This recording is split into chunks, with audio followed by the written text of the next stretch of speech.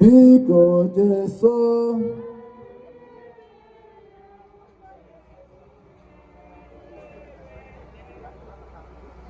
Nafa na wana monso Kamarangoye wa Jesu Kristi Nifnanya ke chukuna Nedi kanutu ke monso Na yedelo no nina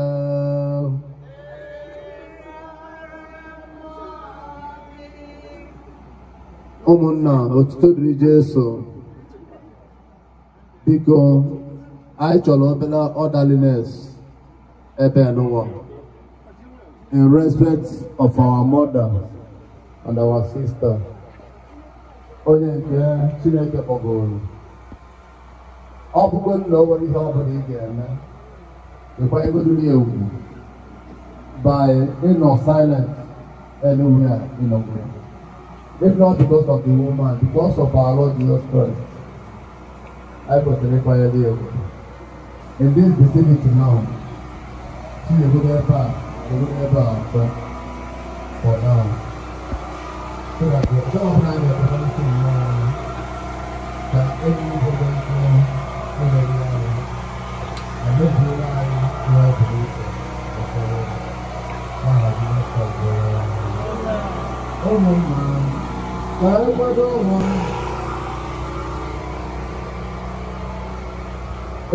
Bukango Chineke Kikenina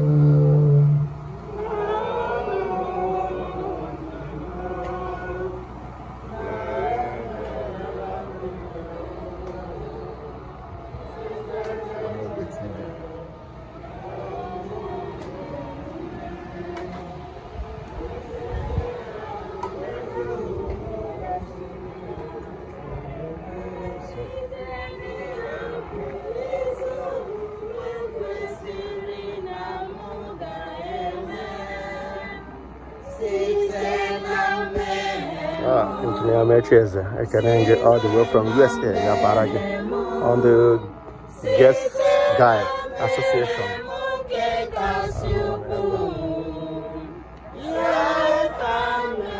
Engineer, where's all my Kanangi? It's the US at the time. I know Boone.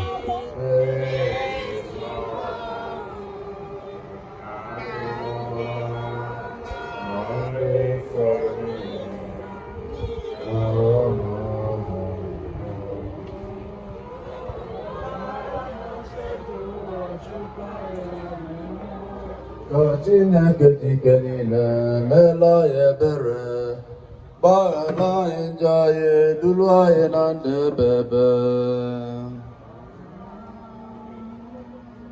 Kailia Lilio Onye Wani Aiju Bioma na Yebere Ki Olo Bioma na Laplo Bioma Libogi Po Ikelia Mekwara ya Ebere Ọ bụrụ na o meghere site n'adịghị ike nke anụ ahụ, biko gbaghara ya, tọhapụ ya agbụ niile nke ọnwụ, ka ọ gafee na ndụ ebe ebe. Site na diwe na Jesu Kristi nwa gị, onye gị na ya dị ndụ na-achị n'ịdịkọ n'otu nke mmụọ nsọ, otu Chukwu site n'ụwa nke ụwa niile.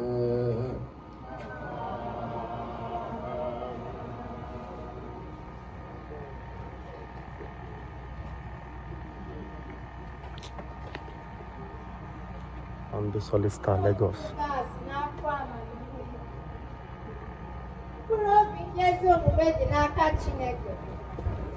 O nweghị ahụhụ ọbụla ga-emetụ ha. N'anya ndị nzuzu, ha dị ka ndị nwụrụ anwụ. Ngafe nke ha dị ka ahụhụ na ọnwụ uwe ha. Nhapụ ha hapụrụ anyị dị ka ịla n'iyi, mana ha nọ n'udo, dị ka àjà nsure ọkụ. Mgbe oge nleta ha bịara, ha ga-atọghapụta ka ihe, dịka ikirike ọkụ si adapụta n'ukwu ọkụ. Ha ga-achị mba niile na mmadụ niile. Chineke ga-abụ eze ha ebighị ebi. Ndị ahụ chekwere na ya ga-aghọta eziokwu. Ndị ndị kwudosiri ike ga-ebinyere ya n'ịhụnanya n'ihi na nke ya niile. Okwu nke ose bụrụ iwenụ m bụ onye nche m, o nwere ọzọ ihe m ga-achọ.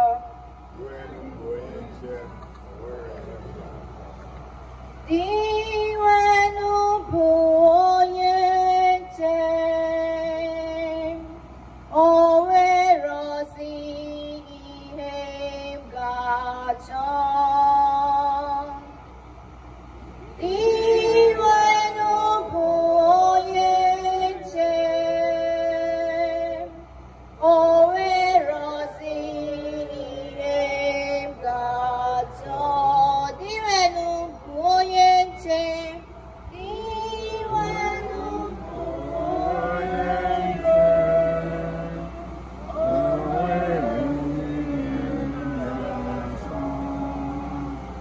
Chineke bụ onye nche m, o nweghị ihe m na-achọ.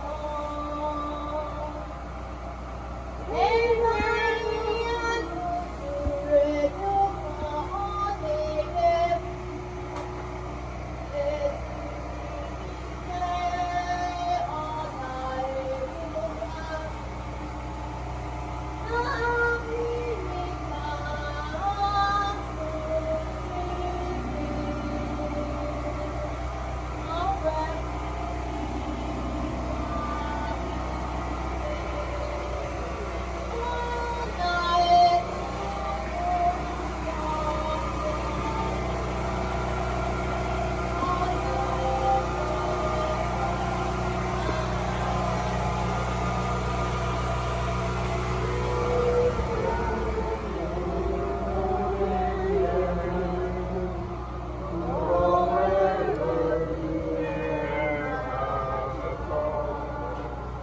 ọ bụrụgodị na m ga-anọ n'ọchịchịrị, egwu ọbụla agaghị atụ m, iji mara gị na ugwu gị nọdebe m, ọ na-enye m aṅụrị. Iwenụ bụ onye nche m, o nwere ọzọ ihe m na-achọ. Iji aka gị kwadoro m nri oge nri ihu gị.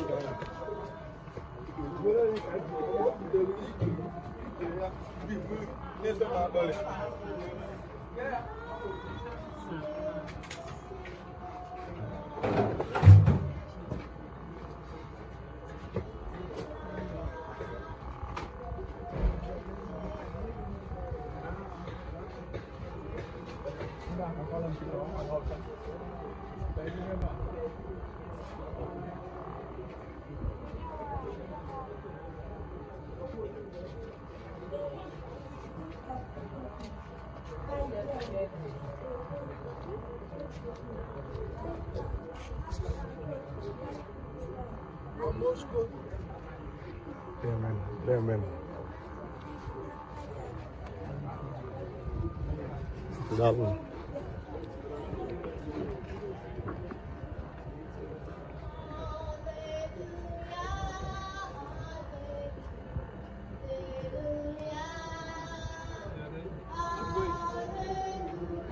I'm good.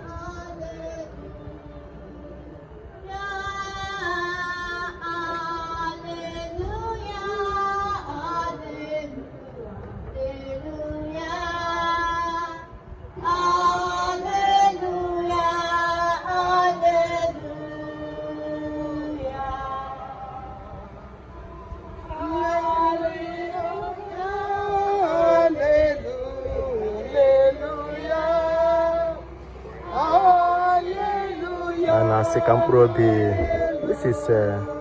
Eucheria Chikodu eze siri kele ndị ọkwa nwunye eze ihe eji mara Amen.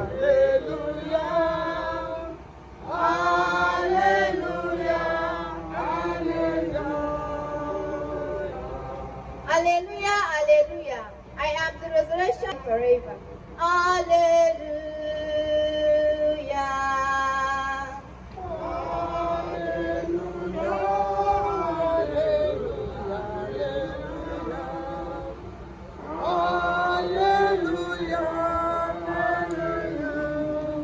Na bata na kwa boshe soro na kwa bi na ebe a no bona ụmụ eze ọma na Ogbuagu Orji Amokwe in the local government area of Enugu State, southeast part of Nigeria.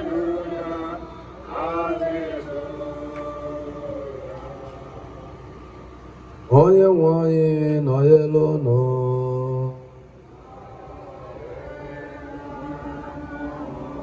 ihe ọgụgụ nke si n'ozi ọma dị asọ nke Jọn dere.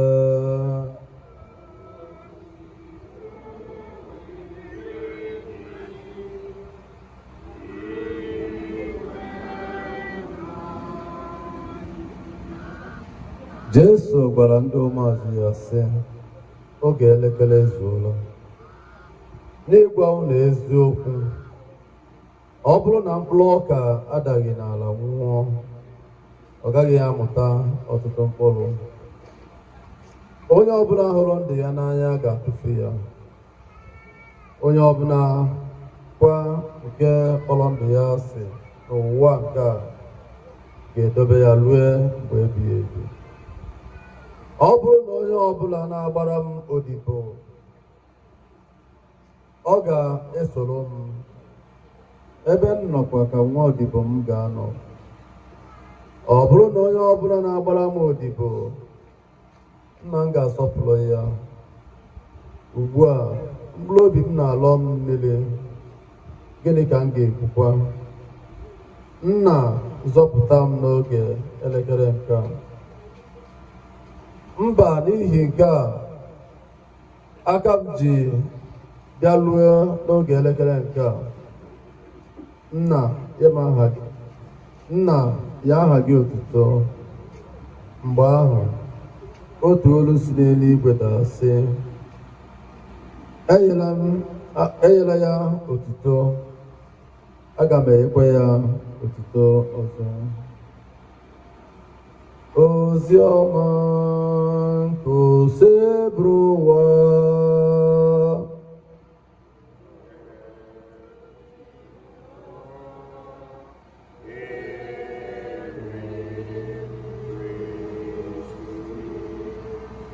Ka anyị zere ozi ọma anyị nụrụ nnata mgbaghara nke njọ.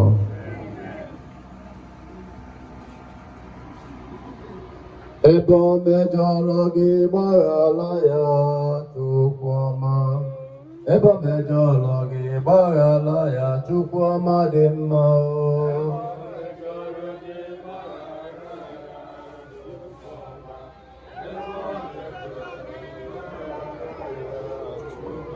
Ebe Eucheria mejọrọ gbaghara ya, onye ọma.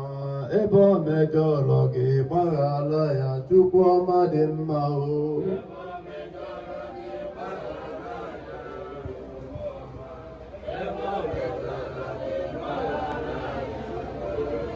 Ebe nwanne mejọrọ gị gbaghara ya, onye ọma. Ebe o mejọrọ gị gbaghara ya, Chukwu ọma dị mma.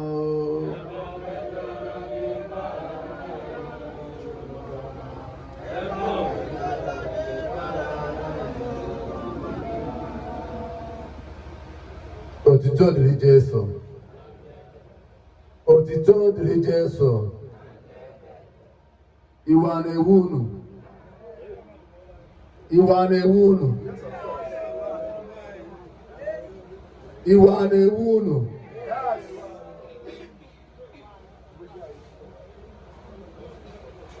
Ajụjụ a na-asaghị ọfụma. Nkechi Ọdịnaka, thank you so much. Ya bara gị. Ndị otu Kristi, iwe a na-ewu unu. Still azatọkwa ya. What is he? What about the city? And the city where they were believe. Iwa de why? Maka na ọ bụ na ị maara onye ị na-efe ife na iwe kwesịrị iwe gị. Eji m aha Fada Parish St. Anthony ọkụ ya,